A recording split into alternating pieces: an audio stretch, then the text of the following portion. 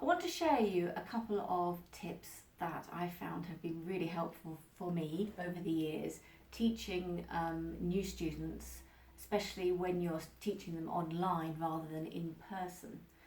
The first thing is for them to get hold of either a set of juggling balls, but chances are most people don't have those, or what's good is a small piece of fruit like a satsuma or something like that, like a tiny orange.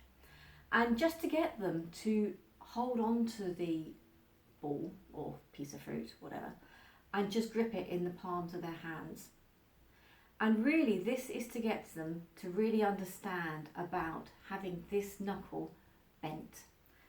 Because as you know, very often when you have self-taught or new harpists, they tend to keep this knuckle flat and just use this part of their finger here instead of using the whole finger and bending from this joint. So I find if they're holding this and you then get them to sort of present their hands to the harp and get them to bring their wrists in, it just goes a long way towards helping them to just establishing that hand position right at the start without having a kind of crunched up hand and fingers. So that is a really useful thing that I found over the years, get them to just grip hold of a little satsuma or juggling balls. The second thing is to actually draw lines onto the pads of their fingertips, and the lines to go for 45 degrees like this, so that when they put their fingers on the harp, they just need to line up the line that they've drawn on their finger with the string, and they then should have a perfect angle of attack with the fingers. What I've done, so that's obviously the normal classical technique that we have here. What I've drawn here is the normal angle that you probably see when you're teaching someone who is either self-taught or very much a beginner.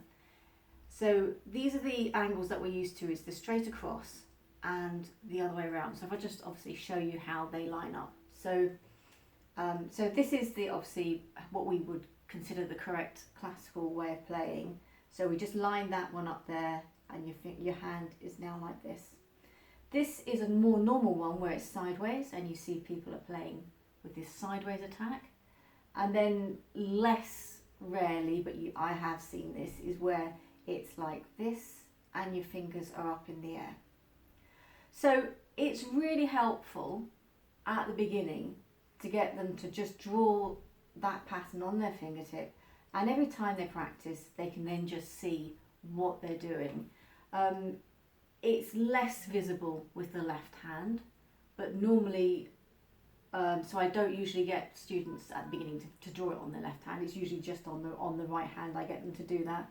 And then after a little while, it doesn't take very long for them to realise that that's the angle that they should have, and it just makes them so much easier if it's literally just joining up the dots, put that finger mark onto the string.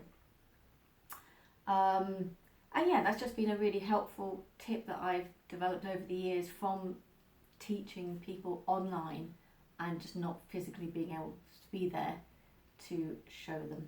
So I hope that's helpful.